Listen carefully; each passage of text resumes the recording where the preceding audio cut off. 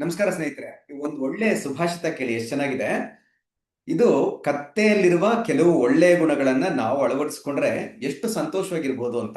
ಒಂದು ಸುಂದರ ಸುಭಾಷಿತ ಕೇಳಿ. ಏನಪ್ಪಾ ಅಂತಂದ್ರೆ, ಅವಿಶ್ರಾಮಂ ವಹೇದ್ ಭಾರಂ ಶೀತೋಷ್ಣಂಚ ನ ವಿಂದತಿ ಸ ಸಂತೋಷ ತಥಾ ನಿತ್ಯಂ ತ್ರೀಣಿ ಶಿಕ್ಷೇತ್ ಗರ್ಧಭಾತ್. ಅಂದ್ರೆ ಅವಿಶ್ರಾಮಂ ವಹೇದ್ ಭಾರಂ, ಒಂದು ಯಾವುದೇ ರೆಸ್ಟ್ ಇಲ್ಲದೆ ಎಷ್ಟೇ ಭಾರ ಹಾಕಿದ್ರು ಅದನ್ನ ಸಂತೋಷವಾಗಿ ಹೊರುತ್ತೆ ಕತ್ತೆ. ಹೀಗೆ ಜೀವನದಲ್ಲಿ ದೇವರು ಕೊಡೋ ಎಲ್ಲ ಕಷ್ಟಗಳನ್ನು ನಾವು ಹೊರುವಂತಾದ್ರೆ ಸಂತೋಷವಾಗಿ ಎಷ್ಟು ಆರಾಮಾಗಿರ್ತೀವಲ್ಲ. ಅದಕ್ಕೆ ನಾವು ಬೇಡ್ಕೋತೀವಲ್ಲ, ದೇವರೇ ನಿನ್ನನ್ನ ಕಷ್ಟ ಕೊಡಬೇಡ ಅಂತ ಕೇಳಲ್ಲಪ್ಪ, ಆದ್ರೆ ಕಷ್ಟವನ್ನು ಹೊರುವ ಶಕ್ತಿಯನ್ನು ನನಗೆ ಕೊಡು. ಅಂದ್ರೆ ನನ್ನ ಬೆನ್ನನ್ನ ಸ್ಟ್ರಾಂಗ್ ಮಾಡು, ಎಷ್ಟೇ ಕಷ್ಟಗಳ ಭಾರ ಬಂದು ತಡ್ಕೊಳಕ್ಕೆ ಅಂತ. ಇದು ನಾವು ನಿಜವಾಗ್ಲೂ ಕತ್ತೆಯಿಂದ ಕಲಿಬೇಕಲ್ಲ. ಎಷ್ಟೇ ಭಾರ ಹಾಕಿದ್ರು ಏನೋ ಬೇಜಾರು ಮಾಡ್ಕೊಳ್ಳದೆ ಅದನ್ನ ಹೊರುತ್ತೆ ಅಷ್ಟೇ. ನನ್ನ ಹಣೆ ಬರ ಇದು, ಹೊರಬೇಕು ಬಿಡಪ್ಪ ಕಷ್ಟನು ಅಂತ. ಇದು ಮೊದಲನೇದು. ಎರಡನೇದು, ಶೀತೋಷ್ಣಂಚ ನ ವಿಂದತಿ. ಶೀತೋಷ್ಣಂ ಅಂದ್ರೆ ಅದು ಶೆಕೆ ಇದೆಯಾ, ಚಳಿ ಇದೆಯಾ, ಮಳೆ ಇದೆಯಾ, ಗಾಳಿ ಇದೆಯಾ, ಏನನ್ನೂ ಬೈಕೊಳಲ್ಲ ಪ್ರಕೃತಿನ. ಅಯ್ಯೋ ಹಿಂಗಾಗೋಯ್ತಲ್ಲ ಅಂತ ಅಲ್ವಾ. ಇದು ಪ್ರಕೃತಿ ಕೊಟ್ಟಿದೆ, ನಾನು ಇದ್ರ ಜೊತೆ ಬದುಕಬೇಕು ಅಂತ ಅಕ್ಸೆಪ್ಟ್ ಮಾಡ್ಕೊಂಡು ಪ್ರಕೃತಿ ಹೇಗಿದೆಯೋ ಹಾಗೆ ಹೊಂದ್ಕೊಳ್ಳುತ್ತೆ.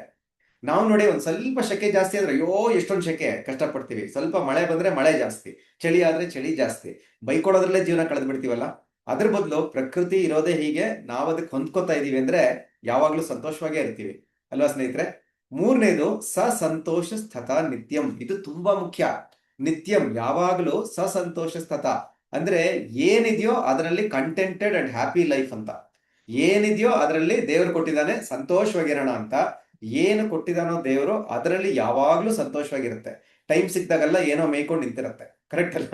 ಅಂದ್ರೆ ನಾವು ಹಾಗೆ ಜೀವನದಲ್ಲಿ ಅದೇನ್ ಕಷ್ಟನೋ ಸುಖನೋ ಏನ್ ಬಂದ್ರೂ ದೇವರೇ ಇದು ನೀನು ಕೊಟ್ಟಿರುವ ಒಂದು ಪ್ರಸಾದ ಅಂತ ಇದ್ದಿದ್ರಲ್ಲಿ ಸಂತೋಷವಾಗಿದ್ಬಿಟ್ರೆ, ಬೇರೆಯವ್ರ ಜೊತೆ ಹೋಲಿಕೆ ಮಾಡೋದನ್ನ ನಿಲ್ಲಿಸ್ಬಿಟ್ರೆ ನಾವು ಎಷ್ಟೊಂದು ಸಂತೋಷವಾಗಿರ್ತೀವಲ್ಲ.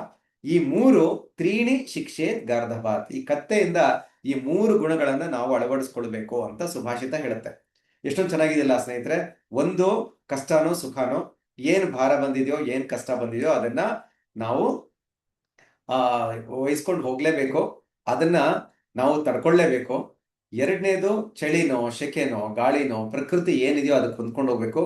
ಮೂರನೇದು, ದೇವ್ರು ಏನ್ ಕೊಟ್ಟಿದಾನೋ ಅದರಲ್ಲಿ ಸಂತೋಷವಾಗಿರ್ಬೇಕು. ಬೇರೆಯವ್ರ ಜೊತೆ ಹೋಲಿಸ್ಕೊಳ್ಳೋದನ್ನ ನಿಲ್ಲಿಸ್ಬೇಕು. ಅವಾಗ ಜೀವನ ಎಷ್ಟೊಂದು ಸಂತೋಷವಾಗಿರುತ್ತಲ್ಲ ಸ್ನೇಹಿತರೆ. ಇದು ಈ ಸುಭಾಷಿತ. ದಯವಿಟ್ಟು ಇದನ್ನ ಬೇರೆಯವ್ರ ಜೊತೆ ಶೇರ್ ಮಾಡ್ಕೊಳ್ಳಿ ಅಲ್ವಾ. ಇದು ಖಂಡಿತ ಈಗಿನ ಕಾಲಕ್ಕೆ ಬೇಕು, ಪ್ರಸ್ತುತ ಅನ್ಸುತ್ತೆ ಅಲ್ವಾ ಸ್ನೇಹಿತರೆ. Thank you so much for watching. Thank you.